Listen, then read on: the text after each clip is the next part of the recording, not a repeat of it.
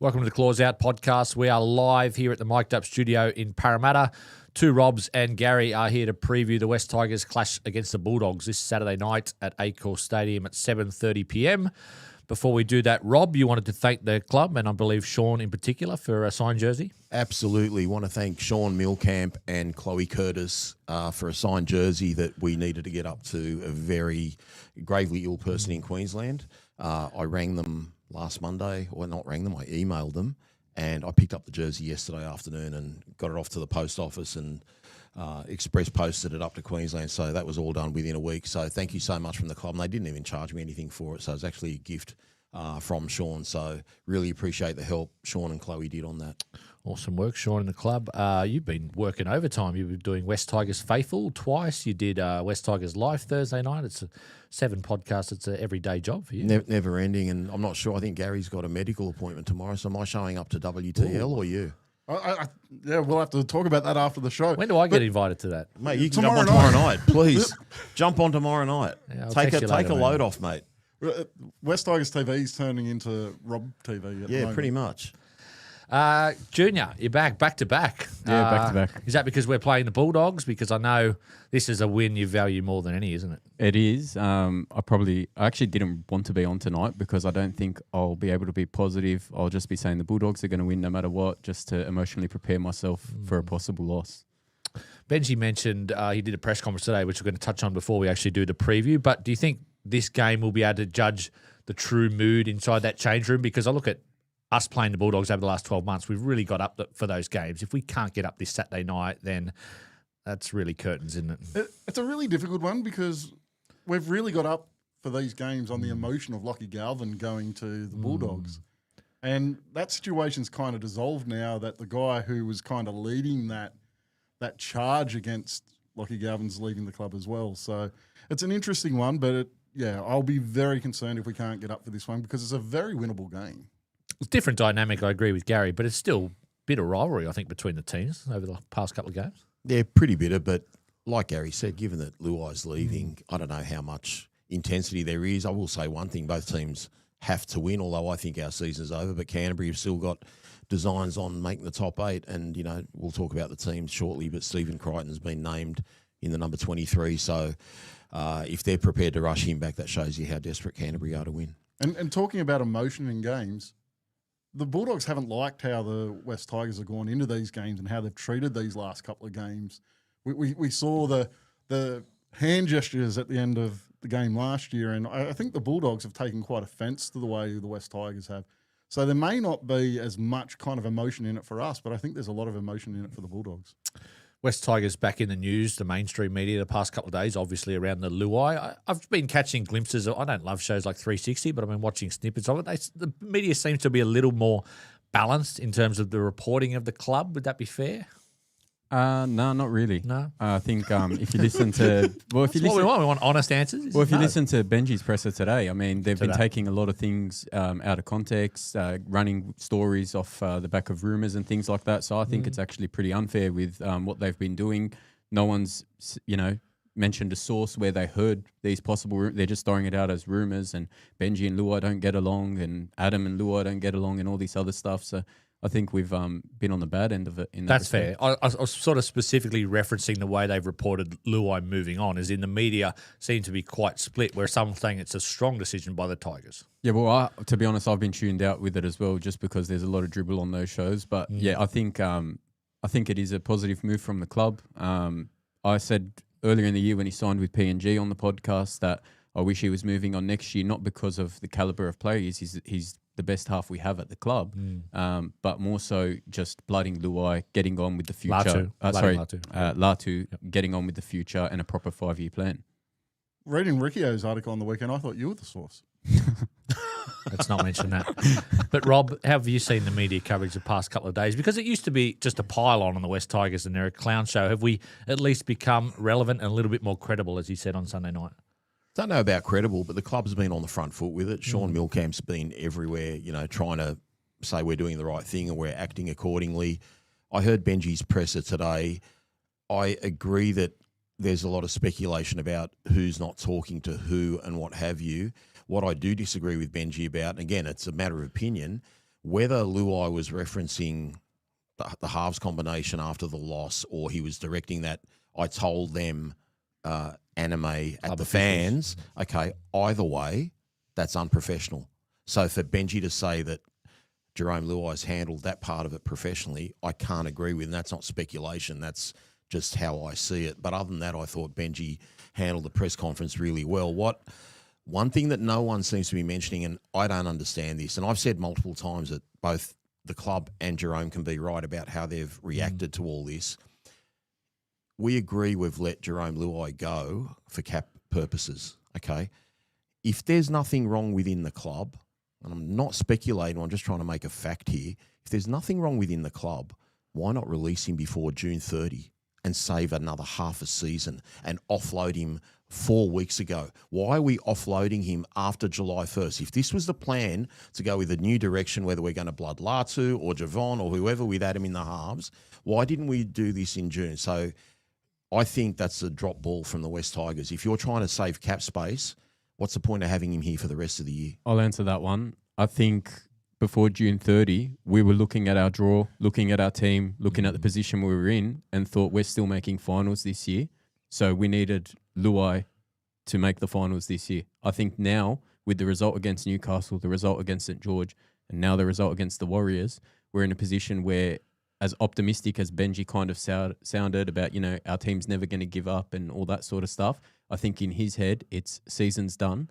And we can't give him to another club now. It's after June 3rd. But if we were going to make the finals, you wouldn't even be thinking about releasing him, period. Like that you just either go all in on releasing him and going for the future, or you back him to stay this year and next year because you've got a better chance of playing finals. I think we've dropped the ball, guys. I don't know what you think, Gary. And it's not just that. Benji said in that press conference that this has been a conversation for 4 or 5 weeks now. There you go. So, it wasn't that they've just turned around and decided since we lost to the Dragons. Well, I think it's still quite clear that this decision had an impact on that Dragons game, especially when you look at Luai's post over it. And I agree with a lot of what Benji said today. I find this situation difficult because I get that long term, we're better off by releasing Jerome. We're better off getting that cap money back. We're better off getting Latu some reps in the halves if that's what it's going to be next year. But as a fan that hasn't seen finals football in 15 years, I don't want to sit here and think, 2 years' time we're going to make a good run at it. I don't want to do that. I want us to be going all out to win next year. I want us to be going all out to win the rest of this season. That's what I find difficult. And I think most people can see I've been quite strong and quite emotional in my opinion, which is very unlike me on this situation. And it comes down to the fact that it's fine to sit here and say, Sean wasn't there for the 15 years, Benji hasn't been there for the 15 years, but the fans have. The fans have been here for the 15 years. And selling an argument that we're going to be weaker next year to save money for 2 years' time, I still think that's a really tough sell. But if you're selling an argument to save cap space, then do it properly. Because basically now we're paying, instead of 6 months, we're paying 5 months. We could have saved another $600,000. We could have front-loaded some players. If we're offering Samuela or Lata or anyone money, we could have paid some of that this year to take a little bit of heat off next year. I just don't understand why he wasn't gone prior to June 30. The only argument I have with that is when you have a look at the size of his contract, a club having enough space to make a significant contribution at this time of year to take him for this year, that's a big ask for most clubs who have to be within 10% of the full cap. But anyway. Did we try? Look, I don't know. The conversation's been happening for 4 or 5 weeks, but it would be a very tough sell to find someone at this point of the year who has that cash sitting around to take Jerome off our hands. Well, we found Parramatta in 5 minutes for next year. I'm just saying. Yeah, but they've also released players, got players moving on next year. So I can see why they have the money next year where they might not have had it this year. Okay, well, there's some strong takes on Sunday night on Coach's Corner. Adel made some comments about Adam, which surprised me and some of the boys. So I'm going to get their reaction to that at the back end of the show. But just on the Benji press conference, before I get to some of the quotes, because you've gone into it already, but paying allegedly $500,000 for him to play at Parramatta this year, surely that's just bad business. It's too much, isn't it?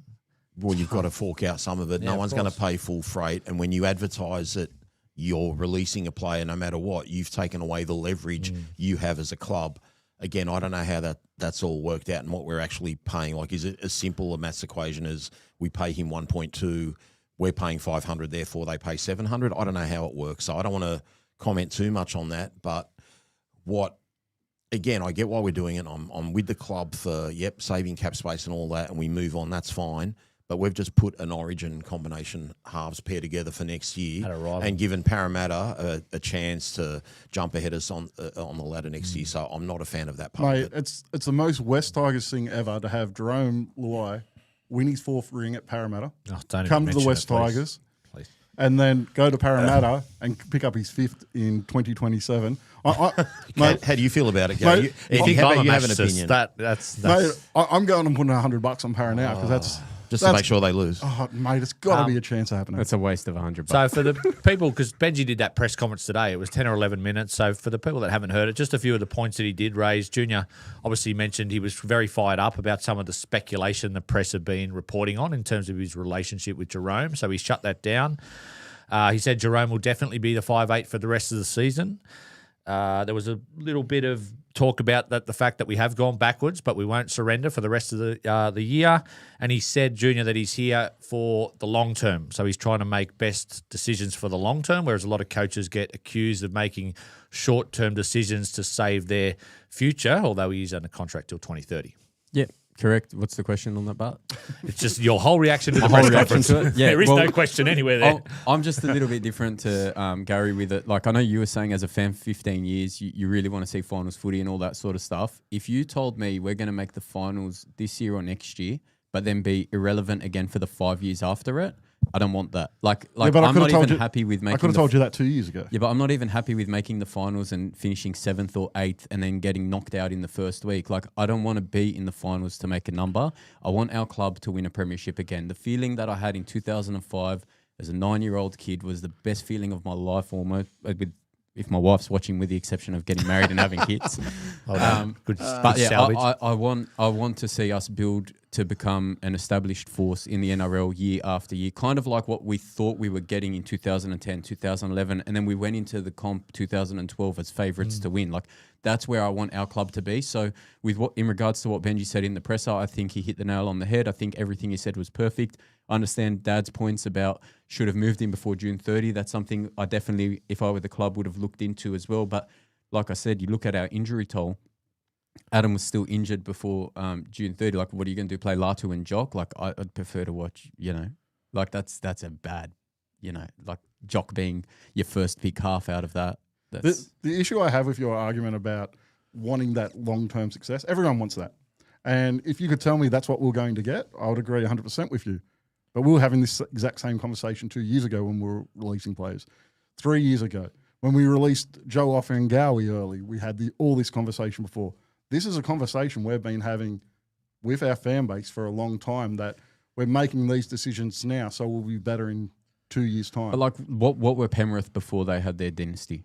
Like, you know what I mean? Like, it's not like they were a finals threat every year. Like, call it what it is. Like, they were shit before they became the best team of the modern era. They had made finals here and there with like Luke Walsh, halfback, Jamie Soward and all that. Like, I agree with that. But like, when you're bringing in players like, Jamie Soward, they had Peter Wallace, they had Luke Walsh, and they'd make an appearance here or there or whatever. When they became a force in the NRL, that was when they got their shit together, they blooded their young guys, and they moved forward with a group that they had a vision for.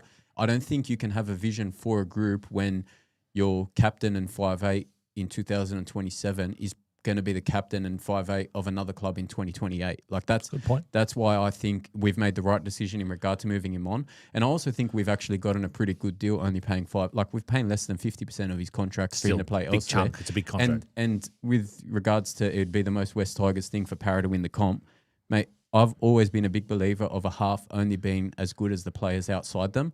The Makasini not scoring the try when Jerome passed the ball into the hole proves that. He's going to have Jordan Samrani. I think the back rowers are Tulagi and someone, that like he drops the ball 3 times a game. Like, they're not going to be anything special. It's a great halves pairing, and their outside backs and back rowers are still crap.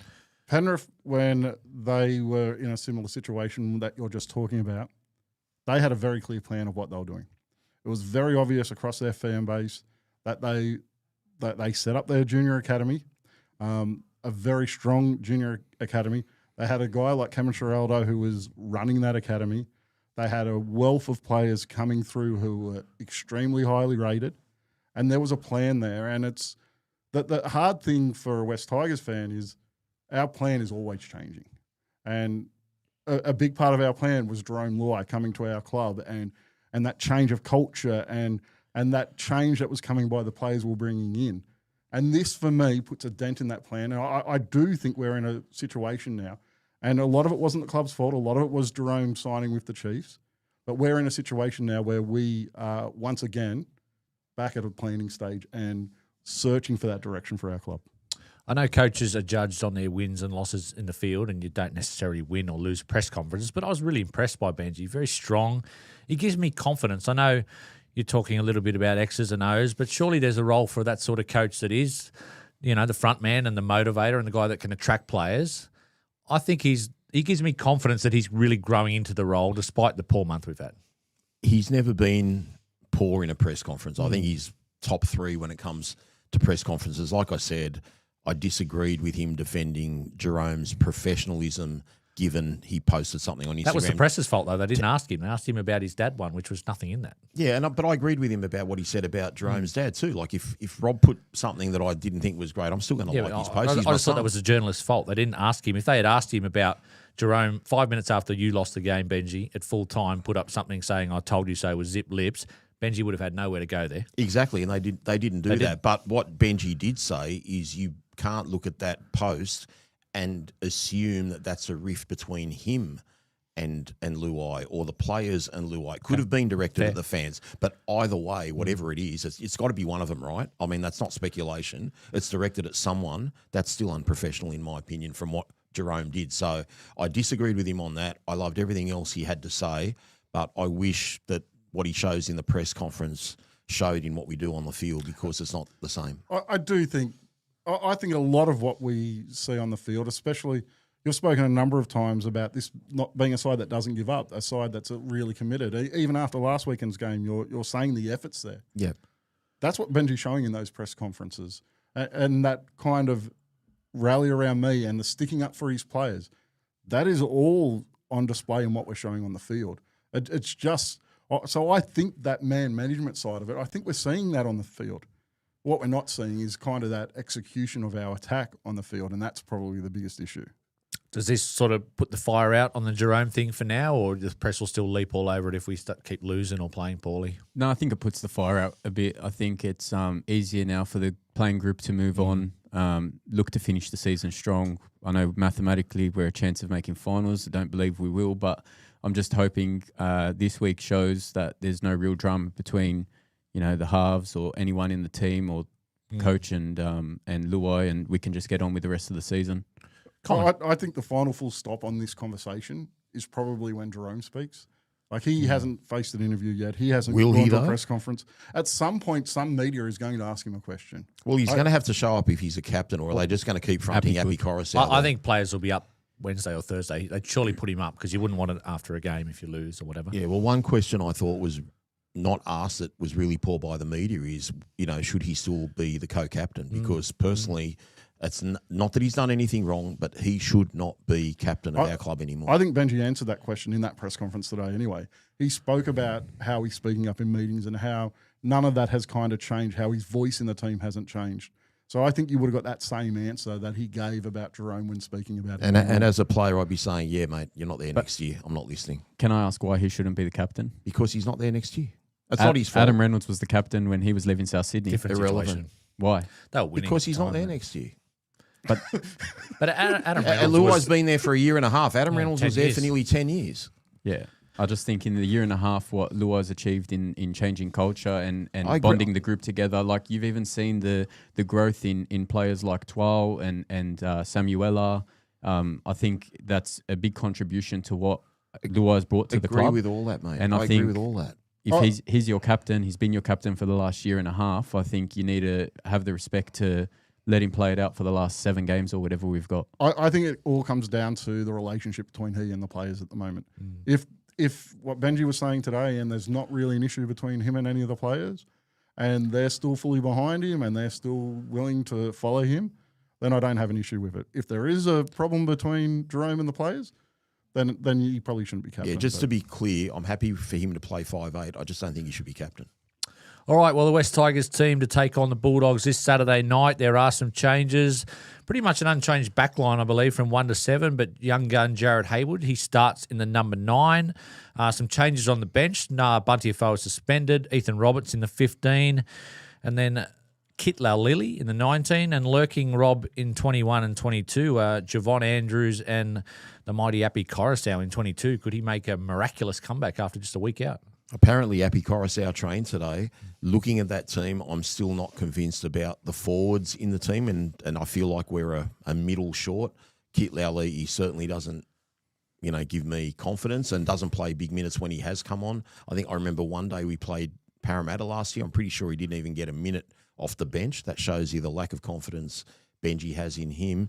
Does he tweak that starting lineup? Stafford Toa is meant to have had a groin injury, suffered a groin injury. He's meant to be out. So does that mean Taruva goes back to the centre and Tavana comes on the wing? I don't know how Toa plays. But again, every time I speculate about changes, they don't seem to be changing. The big change I make to that starting side, and I think it makes a big difference with the prop, is you could either do it with Seyfarth, but I'd be starting Roberts and putting Sione into that starting prop role. And then you can keep Fanua Pole on the bench. That makes sense. Where I think he's played his best football in a number of years over the past month. So I'd be making that change for this weekend. You like to pick apart the team and predict the result, and you've been pretty accurate on a couple of them earlier this year. But what's not to like about that team? If Appy plays, you've got Appy, Jerome, you've got the full spine there. You see the bench? Go on. Well, I think that's probably one of the best takes you've had, Gary. I'd be moving Sione into the prop. I think I've been pretty outspoken about how I don't like him on an edge. I know he's a good one-on-one tackler. I just really don't like him out there on an edge at all, but I prefer him in the middle. I don't know if Roberts is the answer. I don't know if you want to start with him because I know he does have his defensive issues. Not that Alex Seyfarth is, ray of sunshine to I'm just not an Alex Seyfarth fan, mate. Yeah, but I would definitely be playing one of them in the back row and starting Sione because I think the punch that Pole's had off the bench the last 3 weeks has been really strong for us. And I think that's something that we're going to need against a Bulldogs team because like we pointed out earlier, this is a pretty emotional clash, the Galvin Cup. And I don't want to see Galvin get a win over us ever. Nope, not at all. Jared Haywood, I suppose the coach made a good point on Sunday night. He said it's not necessarily scared about, concerned about starting him. It's more about minutes. But if Appy does play, it's probably the perfect opportunity to give Appy some less minutes and Jared could fill in some minutes that are needed. Again, you'd think if Appy's fit, Appy would start, surely. I am happy that Jared would be there with Appy. I mentioned off camera that I don't want Haywood playing much for the rest of the year because I think we're going to go on a bit of a maybe not this week, but we're going to certainly lose more games than we're going to win. And I reckon that's bad for development. I think that's bad for development. Yeah, I'd rather he was in one of those lower grade teams winning and getting some confidence as opposed to being in a first grade team that's going to be losing. But wouldn't it be more if he's part of your future and he's part of your plan, like Latu? Surely playing first grade, even if you're losing, as long as you're not being obliterated like our wooden spoon teams, would be better and getting some combination and confidence that you potentially can handle or what you need to work on in the off-season. If your argument's correct, why isn't Latu number 7 this week? I'm not the coach. I don't know. He hasn't had the opportunity. Really no, but that's literally but Latu is going to be the 7. And Benji has basically said he will be the starting halfback next year. If that's your point, then Latu would be 7 this week, wouldn't he? And Adam would be 6. What's Latu's role this week? More of the same, just utility and whatever. If there's an injury in the halves, he'll probably come off the bench, play lock, unless there's an injury in the halves. Maybe we'll play him at right centre. Who knows? I don't think Toa's going to be playing. I think Junior Tupu actually might get a go this week. I see him in the 21. Okay. I think it is. I feel like he's going to be named, and I think Benji's trying to. Do you like that? Not really. I prefer Tavana. I think either Tupu will come in as the right centre, or Taruva will go to right centre and Tupu will go to the wing. But I would just have Taruva go to right centre and bring Tavana on the right wing because I can't imagine Toa's going to play if he only played half a game last week and, he looked in all sorts. In the forward pack, Samuela, obviously second week back, but I assume some of those changes you mentioned before was to have Fanua's impact off the bench again. Yeah, 100%. Fanua has been outstanding coming off the bench. I think that role really suits him. really glad Fainu's playing, Sam. He was absolutely immense for his first game back last week. So glad that he's not injured and with that what looked like a groin injury. So really good to see him named again. Can you take confidence out of our win against them probably 2 months ago now, or might have only been 6 weeks ago, 22 points to 16. It was a little bit of a backs-to-the-wall effort, but we were dominating that first half an hour, at least on the scoreboard, 16-0 up. Not really. Not given what I've seen the last few weeks. I think the team's lacking confidence. We're including New Zealand. We're playing 4 teams in a row that we've beaten previously. I don't know if we're going to beat any of them coming up. If we can't beat Canterbury, we're in massive trouble because of the games we've got coming up. This is the most winnable, particularly if Crichton's out. Like I said, I just feel like we're a forward short, and I'm not sure how that back line is going to look given that there's doubts over Toa, even though he's been named. They sort of, thinking back to that game, they sort of won a lot of the territory in that game. It looks like we were holding on for the second half. Do you think we've got a better side on paper than them, or it's fairly level, or our confidence is just drained at the moment? I think on paper we have a better side, but I do think the fact that our confidence is drained is going to hurt us immensely. I think as well, what scares me the most about the Bulldogs side is just seeing Kikau in the reserves. Like if he plays, I think you can just put a line through us because whoever's playing right edge, which will be opposite him, it's going to be between Sione, Ethan Roberts or Seyfarth. I don't think any of them are going to handle him. So if he plays, I think we definitely lose. If he doesn't, maybe we're half a chance. Sean O'Sullivan's playing in the halves with Galvin this week as well. He's a pretty good half when it comes to attack. So I don't know. I think we're in for a loss this week. How do you approach the rest of 2026 if you were the coach, Gary? Because I know you'd love to be the coach. It's probably not realistic, but do you go just all out to get as many wins as possible? Or just say, for instance, in a month and we're setting on, one more win, would you say to guys like Adam Dewey or Jareem, because I'd be telling them to go in for surgery because you got that quick turnaround last year. I actually disagreed with Coach when he said, if you're not injured, you play. Surely it gets to a point where you are looking a little bit ahead to next year to find out some things about Latu and maybe Javon for a game later this year. Have you seen our depth? Like I'm keeping as many guys in that we've got who can play. Yep. I think as a club, building towards the end of the season when you're not going to make the 8 is what builds confidence going into the next year. Well, they did that last year, to be fair. Yeah, and if we go through the next 2 months left of the comp and we don't win another game, then it's a tough start for preseason. So you're all in with Benji there. You've got to play Jerome at 6 for the rest of the year. But would you like to see potentially a Latu get a game in the half somewhere or Javon off the bench or something like that? I think Benji's made it pretty clear that Latu is just going to be put on ice in terms of that starting halves position till November 1st when we do preseason. So I'm not expecting Latu to play 7 unless there's an injury in the half somewhere. But, yeah, I think we'll see Adam and Jerome there for the rest of the year if they're fit. Canterbury Bulldogs team Saturday night. Junior referenced a couple of the big inclusions. The starting side, a fairly similar side that they've rolled out. Obviously, Sean O'Sullivan is named at 5'8" with Lachie Galvin at halfback. But lurking in that 21 to 23 spot, you've got Viliami Kikau and the captain, Stephen Crichton. He's just an Iron Man, Gary Crichton. I mean, he looked like he was dead last week, and now he's back and looks like he'll probably play. Yeah, well, when he injured had the nerve damage earlier in the season, he missed the week. So I'm still hoping that he may not make Saturday. Very concerned about Kikau sitting there, though. I think he'll play this weekend. That's a big miss if they miss Crichton because they've actually improved, I think, the past, 3 weeks since they moved him into the number 6 position? Yeah, again, he's put egg on my face. I laughed when they moved him to the 5'8". I thought, what a waste of the best centre in the world almost. And he's actually produced some classy plays from 5'8". Saw some great touches from him against the Gold Coast. I think we saw that against Manly as well, where he played well in the 5'8" position. I hope he's out. But again, if your season's on the line and you're a 50-50, I guess Canterbury will want to try and play him. But, yeah, given the game was stopped for at least 5 minutes last week to get him off the field, I'm surprised that he's actually even been named. Maybe it's just to throw us off. Who knows? I think he's the sort of guy who would just refuse not to play and probably be out there. But your take on their season, they've had a really poor season. I know they've won 3 of their past 4, but I thought they were going to get on a bit of a roll, but then they just went flat against the Raiders and got pummeled. Yeah, I think ever since, the obvious scapegoat there is Galvin. Ever since he's gone there, all the noise that they've had in the media. And I think it just shows the effect that the media can have on a club because they were flying first position, then the whole Galvin saga played, and they've kind of gone to crap ever since. Looking at their team, there's nothing too impressive. Again, I think the only reason they win is because I'm just not as impressed with our team. The big weakness in their team that I see is Jethro Renakama. The guy couldn't catch a cold He on was the shocking weekend. last week. Terrible. If every kick is not put up his way, then that definitely answers any arguments about what we're doing coaching wise.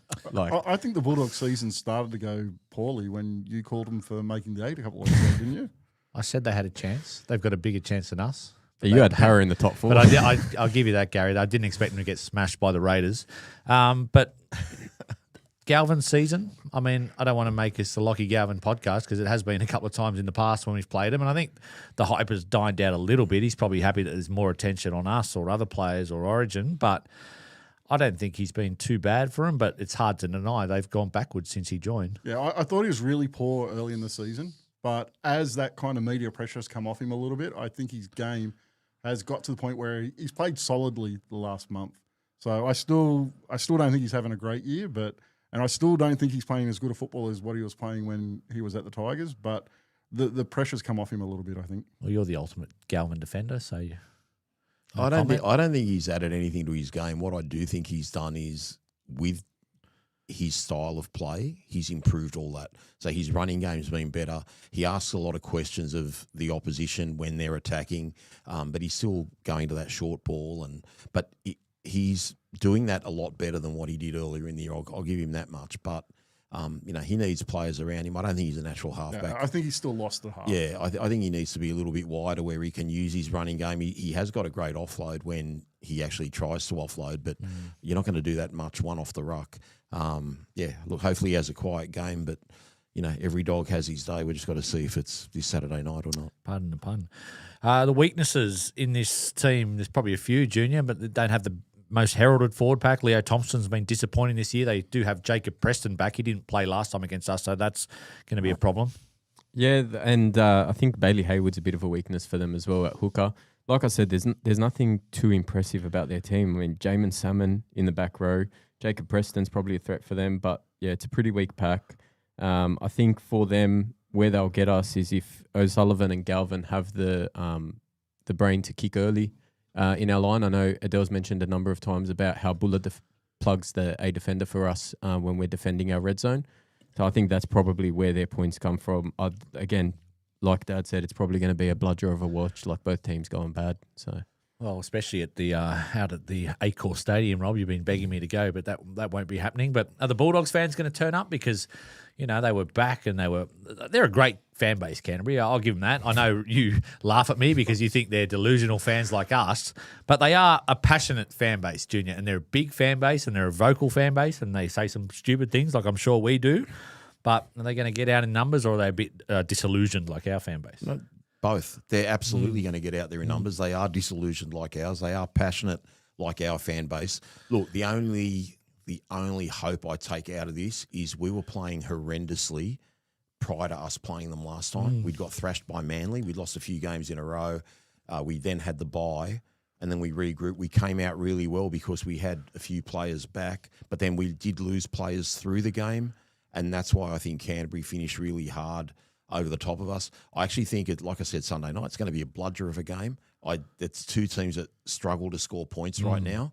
And look, Canterbury just seem to have a little bit more belief than what we do at the moment. So we will see where the West Tigers stand in terms of unity, being together, having that self-belief like they can go out there and do it. Because if we turn up for the first 20 minutes like we did against the Warriors, we won't win. And I really think it's actually important to score early. Whoever scores early, given that the other team's travelling so poorly, you put some scoreboard pressure on the other team, it goes a long way towards winning the game. It really is a litmus test, this game. If you have a look at that game we played them, 6 weeks or so ago now, we won that on heart. We won that on effort. We won that on grit. And we've got all these rumours circling our club at the moment that players aren't getting on, players and coaches aren't getting on. We can't play that style of football if there is not unity in our club. And I think we'll see a lot this weekend because I don't think it's going to be a game. We're not scoring a lot of points. This is going to have to be a game that we fight for. It's going to be a dour sort of game. So I think it's a pretty good litmus test to see if what Benji actually said today, how much truth there was to all that stuff about there not being fractures in the club.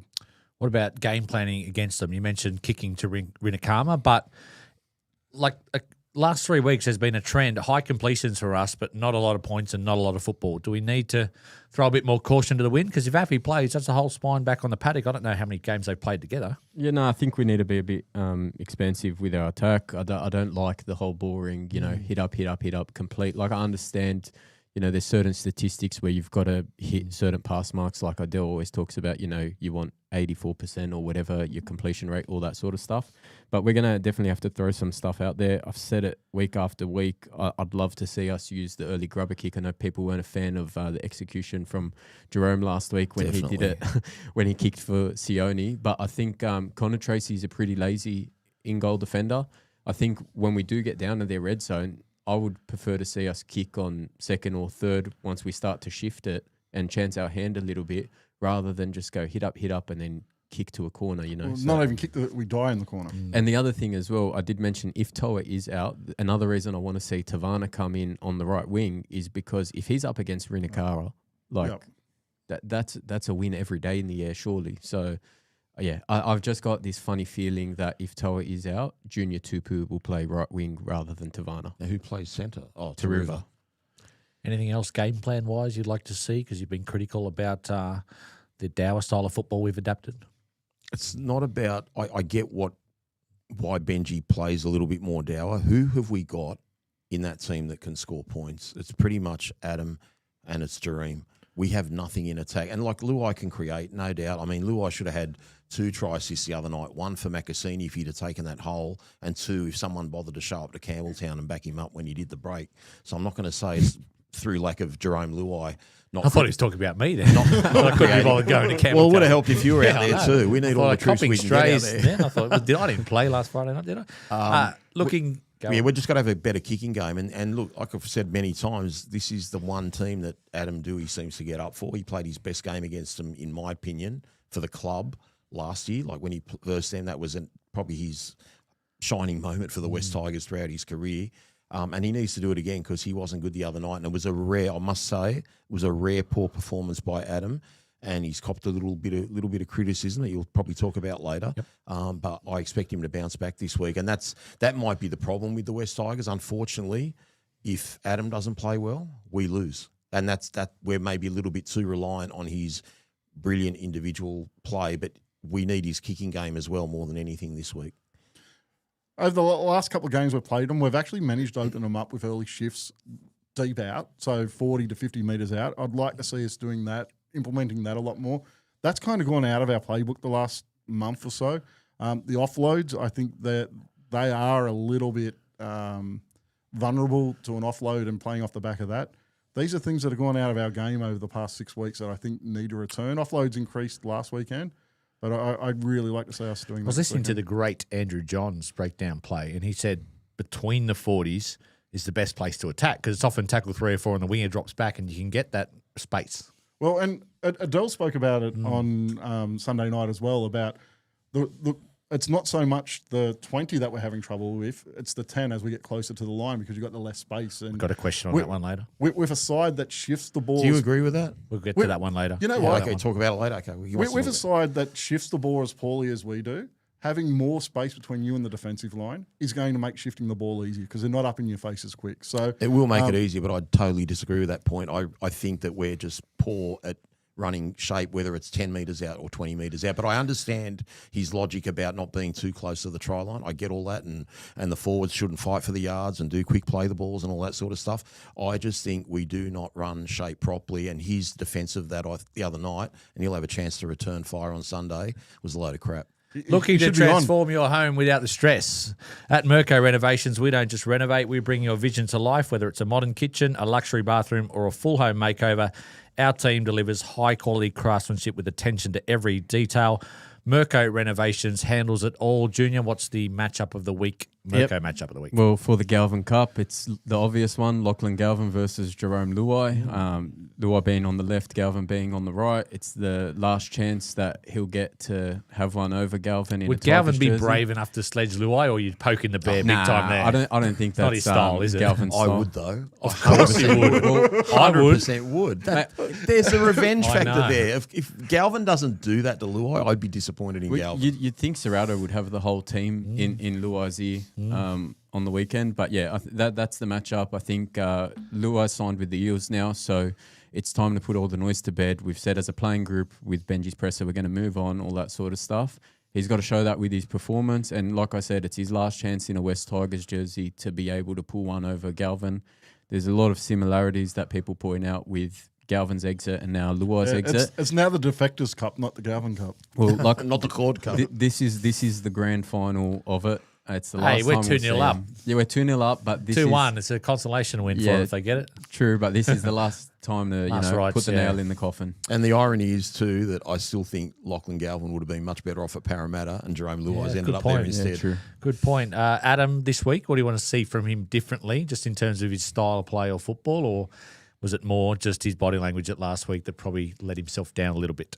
Yeah, look, Adam running the ball is always going to be a threat. I do want to see him making space for his outside men. I do want to see him getting ball to his centres a little bit earlier, and it's hard when you're lacking genuine attacking options outside you.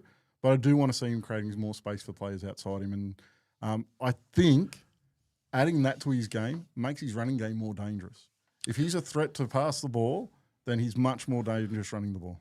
Sometimes you only realise how important players are when they're not there. And I think that right side without Kai Pearce-Paul has sort of fallen apart of late. It's huge. And I think also to add further to what Gary's saying, we know Adam's strength is running the ball. Okay, so teams are compressing their defence. Now, if you go back to that St George game, you saw a beautiful, well, I won't say beautiful because it actually went forward, but a nice long ball from Adam Dewey to Skelton that went forward that would have been a try because that defence is compressed. And he also did it in the second half when he sent Toa away down the left wing because defensive teams are just thinking Adam's not going to pass the ball. So he does that long floating pass and he catches teams out. Now, he needs to add a few more different types of passes to his game, but that is a really dangerous pass that Adam has got. So I hopefully would like to see our wingers on the end of some long balls from Adam this week. Forward pack, Junior, I'd like to, I don't know if light a fire is the right word under Terrell, but we don't have the luxury of like trying him off the bench for a week because I think we've only got about 3 props this week. But I thought Terrell and even Alex Twal were a little bit quiet last week. I thought Twiley did all right. I think when it comes to Terrell, we're expecting what we got for the first, 12 weeks out of him when he first joined the club. I think I'm on Dad's team here when it comes to Benji burning him out. I know he only played 56 minutes last week, but when you've been playing 80 minutes week after week at this part of the season, and then on top of that, like you just take last week, for example, we had 2 injuries in the outside backs and we still only managed to use 6 interchanges out of 8, and we had a sim bin period as well. So I think Benji's shown as a coach he doesn't really trust outside of our best 17 so much. And I think that's where that's affected Terrell a little bit. So, I think we're a bit harsh on Terrell with how we judge him. But I agree with Gary, what he said earlier. I'd like to see Pole come off the bench again. I think the only way to do that is Sione at prop and bring in, say, Arthur Roberts on the right edge. Anything out of that forward pack or bench that you'd like to see from a coaching interchange perspective? Yeah, just agreeing with Junior what I said earlier. I think that makes a huge difference to the strength of the bench. That's a fairly weak bench that we've named, and getting Pole back on there actually strengthens the bench, not just improves our edge and forward rotation. Now it's prediction time. I'm predicting a win this week, but there are a number of qualifiers. I'll look down the lens to say it. So if Appy plays and if one of Kickow or Crichton doesn't play, we'll beat the Bulldogs this week. Like we almost need a diagram to explain this. Yeah, I'm sorry. I'm in a little bit of shock at you actually tipping us.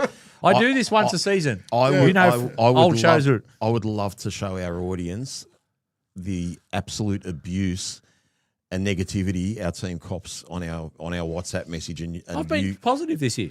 Yeah, but you're being positive is coming 13th. Like that's not positive to me. And I get what you're saying because we might end up worse than that. Look, I'm going to be Eddie Otto this week. I'm tipping a loss. I just think we've lost confidence.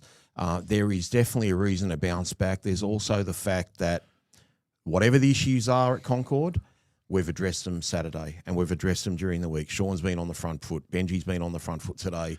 So in some ways, we may have put it past us now and we can move on and just try and finish the rest of the season, and the players actually know that, okay, it's all out in the open now.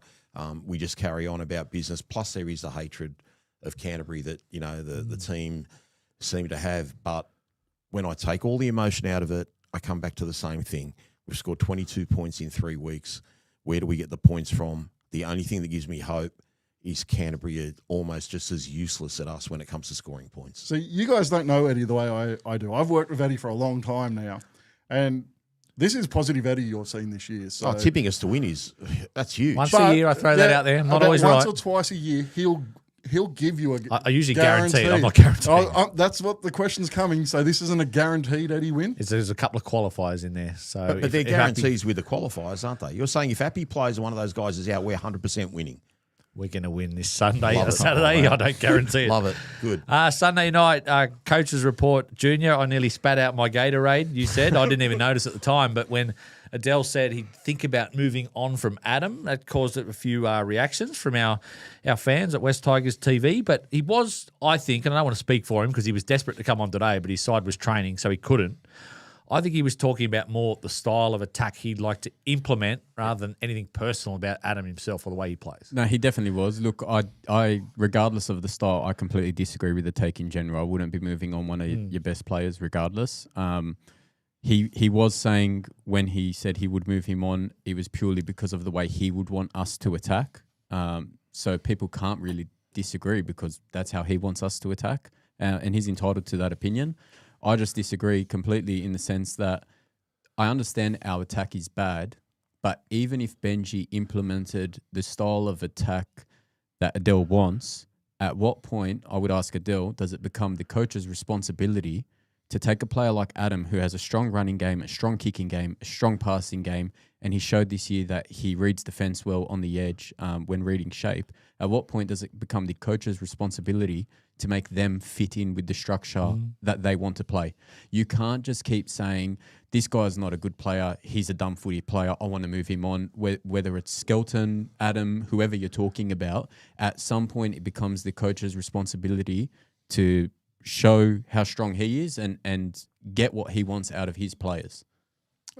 My argument against that point is you see coaches go into a club all the time, and you coach come into a club and make changes to get players who will play that style of football that they want to play. I don't think that's unusual, and I'm not saying Benji should do that, but if Adel was joining the club and he's got a style of football he wants to play, I understand him looking at our squad and saying this player doesn't suit that style. And it can be a half. I think most professional coaches do that to a certain extent when they go to a club. I have some concerns raised just from last weekend. I've been really happy, and I think you guys know, especially Rob and Eddie, I've been highly critical of Adam in the past.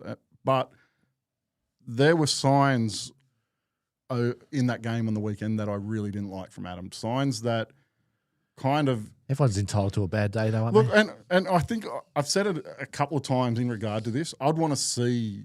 I wouldn't be making a decision to move him on right now. But if I saw these sort of things I saw on the weekend continue, and they were traits I'd seen from him in the past, and they were the issues I had with his play in the past, then I would be concerned. And seeing those traits on the weekend did worry me, but I wouldn't be making a decision to say I wasn't going to move forward with him now. But I don't want to see that repeated this weekend. I don't want to see that repeated for the rest of this season. I agree with every single word Rob said, in particular about Adel having his opinion and the type of halves combination he wants. I do disagree that where you say Adam has a strong passing game. I agree with every other aspect of Adam's game. I don't think he's got a strong passing game. Adam's strengths are what he brings to a team individually. Okay, it is his running game. It is his kicking game. What you can't measure as well is his heart and his determination, which, Thank you. Let's be honest, it probably wasn't there last Friday night, okay, but you can't knock him on one bad game. Whether you like it or not, he's been, when he's in our team, he's been our best player all year. Match winner. Absolute match winner. I'd actually say he's even been better than Sam Weller. Without him, we're nothing. I think where I I'll let Adel speak for himself. Where I think Adel wants to make his point is we win because Adam just carved up with his running game. And that is not something you can replicate week after week after week. I think take Adam out of the equation. Forget who he wants at halves. I think Adel's style of halves is like a South Sydney or a Dolphins combination where they can strip numbers, draw. Like Nicarima's not, prototype 5'8" or halfback, but that's the kind of style. He wants players that can make other players around them look better. I wonder if he was the sort of senior half he was referencing last week, because he didn't mention a name, but he said potentially even as backup next year he'd like a senior half. Somewhere. Well, this is where I get confused, and I'll let Adel explain himself on Sunday night. But Adel has said previously on our shows, that wasn't on this show, it was on Coach's Report. He said his first preference, regardless, even when Jerome Luai's there, is to have Latu at number 7. But then on Sunday night, he said I'd go out and get an experienced half. So he's sending some mixed messages there in terms of... No, but I think that was saying to partner Latu. Yeah, exactly. He's saying Latu at 7 Like with an experienced half. And I think we know the half is Yeah, but referencing. how can you hypothesise like that when you've just signed Adam to 2029 at the early? Do they mean anything these days, contracts? I suppose they do when they're signed. Well, obviously not, given what's happened with Jerome Luai, but I'm just saying, people took what Adel said the wrong way, but also what Adel was basically saying was he goes, I kind of don't want anyone who has been there with the club since prior to 2024 or whatever it was. Now, I think that's just being very harsh, but if I just isolate, say, Adam's last 10 games, I would say 8 of them were elite, like 9.5 out of 10s. I would say, you know what, against South Sydney earlier in the year at Central Coast, that was like a 7 out of 10. He didn't do enough in the red zone, but he still played well. And I would say he had an absolute shocker last Friday night. So out of 10 games, for him to have 1 shocker and 1 okay game and 8 unbelievable games where he would have been in the Origin squad. He was in the Origin squad last year on the extended squad. He would have made it this year. He was near the top of the Dally M's.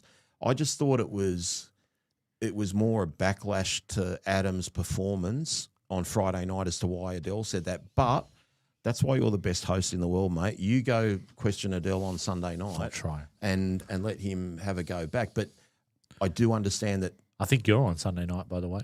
You're not doing it? No, he wanted you're you on as on a as third. well, it's going to be debate style. I'll smash him. I'll absolutely smash Yeah, him. tune in for that one. He's got 10 different arguments, so one of them is going to be right anyway. Well, Look, the thing with Adam, I think everyone can agree, elite running game. Like when he has the ball in his hands, he is as good as anyone. He's got size, he's got footwork, and it's great. His ball playing isn't what it needs to be. He really has 2 types of passes he throws. He'll go into contact and throw a short ball to his second rowers, or he'll throw that long cutout pass to the winger that we saw a couple of weeks ago. He needs to develop that area of his game. He needs to create space for his centres. He needs to create space for his outside men and get them ball in those positions. The other issue I have, and it's not a thing I like to say, but there are times in Adam's game, especially when I don't know whether it's lacking confidence or he's not feeling ownership of a team, that there is lack of effort in effort areas. There are times where he'll be slow to turn the chase or something that doesn't show up on a stat board, or he'll be slow to close a gap. the bomb he was referencing on Friday night, the puller drop. And we've space on seen the it inside. before. We've seen cases, especially when he was playing in the centres, and I don't think in the centres he feels the ownership of the side that he Correct. wants to have. And you'll see situations where he gets beaten by his man and then turns and jogs the chase, especially after it was you that made the error. They're things that haven't been in his game this year, haven't been in his game since he came back from injury last year. And that's why I've been very happy with him this year. But there were signs of it last weekend, and he's got to make sure he doesn't allow that to creep back into his One game, but like I said, Yeah, I respect him having what style he wants in the halves, but to talk about having Adam moved on was a really unusual, I'm going to say ridiculous, actually. It was a ridiculous time. And not just that, when you look at, I know what Adel said about wanting to move people on that have been there for the bad days, which means he'd probably have to include Twal and Polo in that as he well, actually which wasn't excluded mentioned. 12 from that conversation. Why?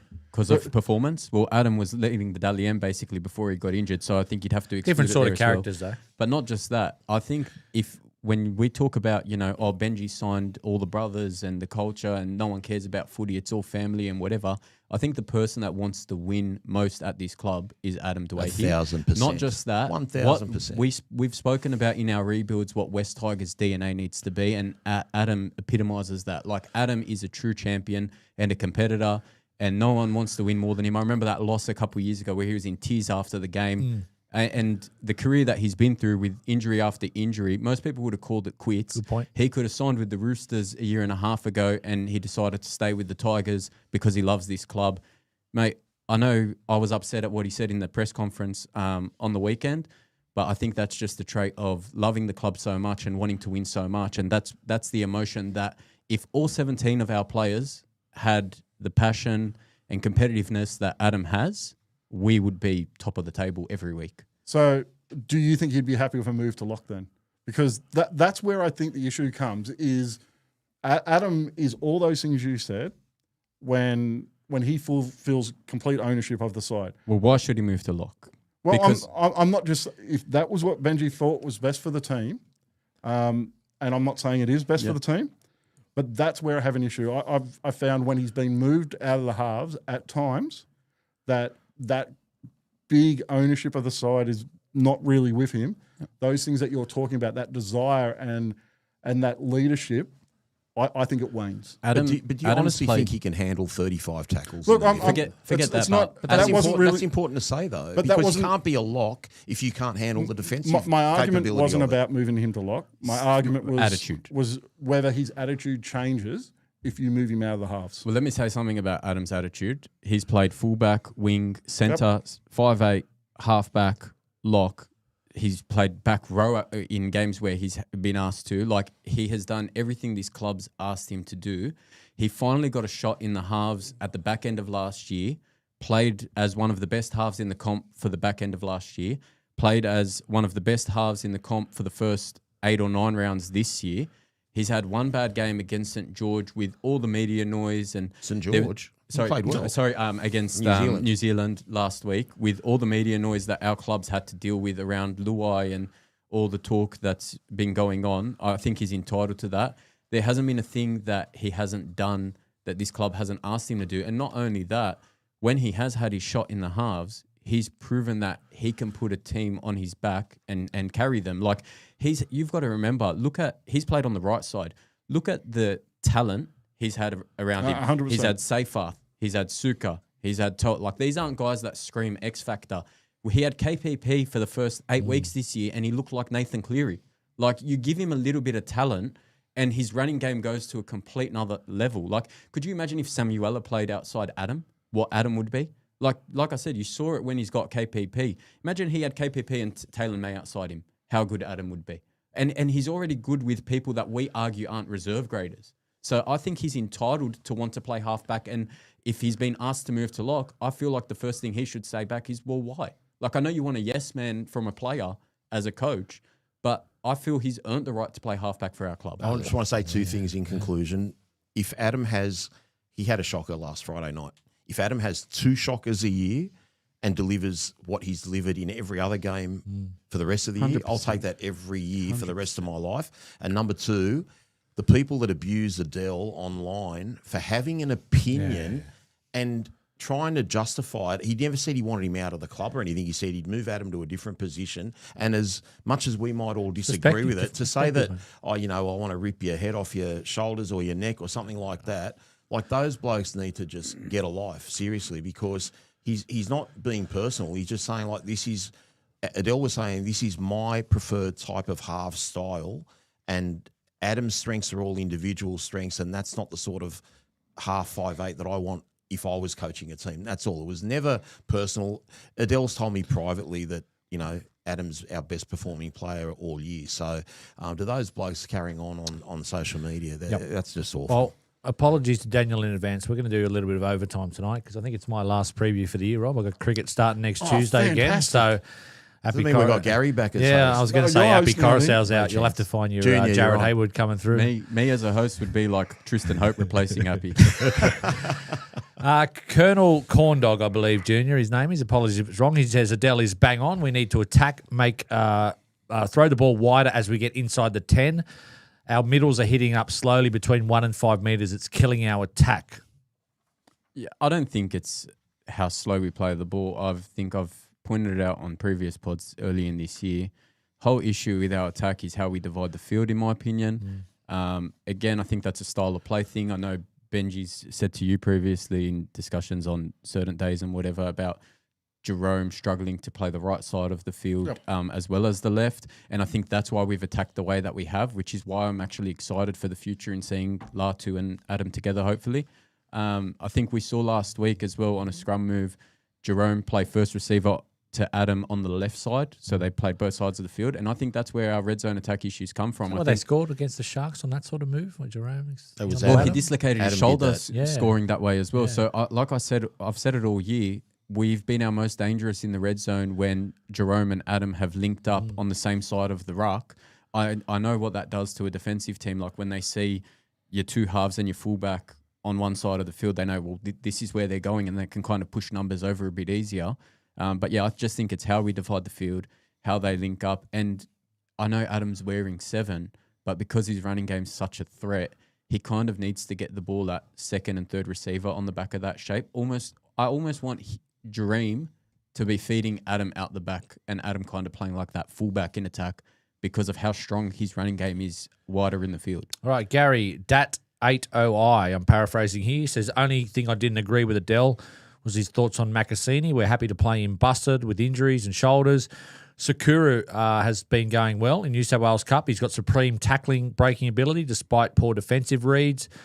Basically says that our backs are leaking tries anyway, so why not give him a go? I would give him a go over playing Taruva in the centres again. I don't think that is working at all. It is stronger defensively, but there's just nothing there, no potency in attack when Taruva plays in the centres.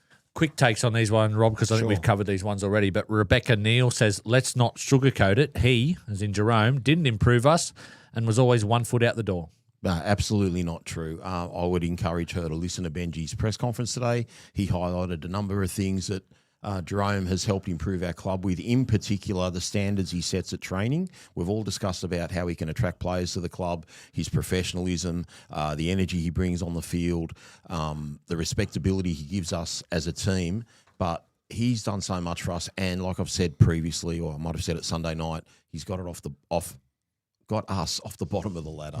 And that's something we were stuck for 3 years in a row with. Junior, I'll just read these two and you can react to whatever part you want. Just Cuss Harris said, still love Romy. West Tigers fans can be brutal, but love just as hard. Hope he's okay.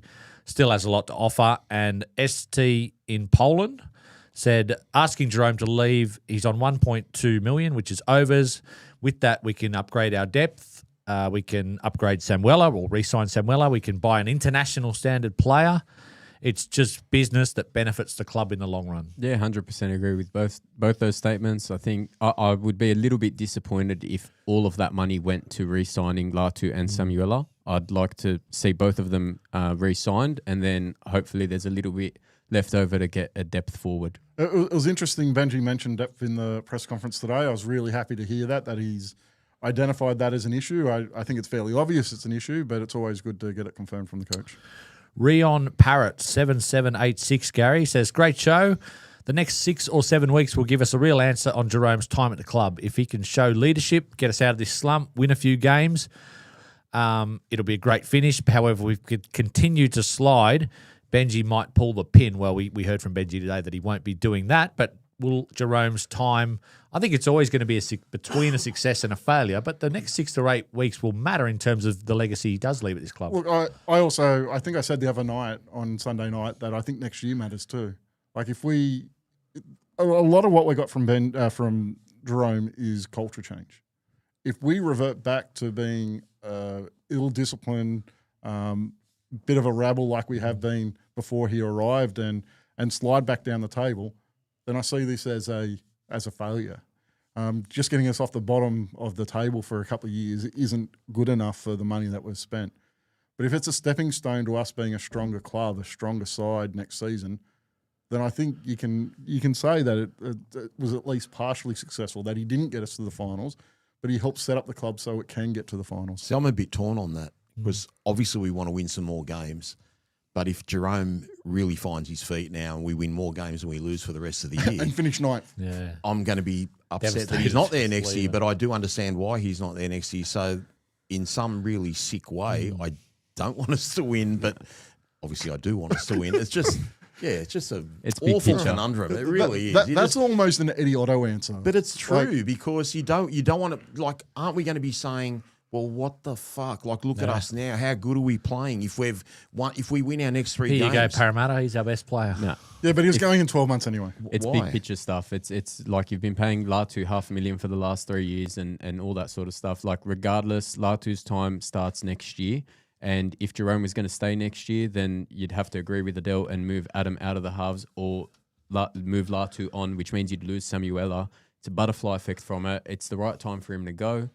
We're moving forward from it. I think it's best for us. Well, speaking of moving forward, we are moving forward into the rest of the week. You are going to be on Coach's Report on Sunday. Even if I host, you're going to be debating Adel. That's what I've decided. Adele. I'm taking over the Poor coaching this Adele. week. Can we sell tickets for people to watch it? I believe Poor Adele. Steve will be back as well on Sunday night, so you'll be filling this chair, You just got to same promise chair Adele on doesn't Clause interrupt Out. me. Hopefully. Just let Adele let me finish. And my sentence. usual shows for the rest of the I week. just cut him off. West Tigers Life, and then the girls are on fire. They've won 2 in a row. I need Gary to fill me in on what the girls are up to this week because I'm not sure. Are they interviewing someone this week? Wednesday. Yeah, there's an interview that will drop later in the week with Racine McGregor, the NRLW halfback for the West Tigers, who's started the season in beautiful form. And there will be a show on Thursday with me sitting in and filling a chair on Thursday. So There you go. make sure you watch that so you can get more of All me. right, well, thank you for tuning in again. Please get your comments in again, whether you hate us or love us. I love reading the comments and trying to rile up the boys. We'll see you on Sunday.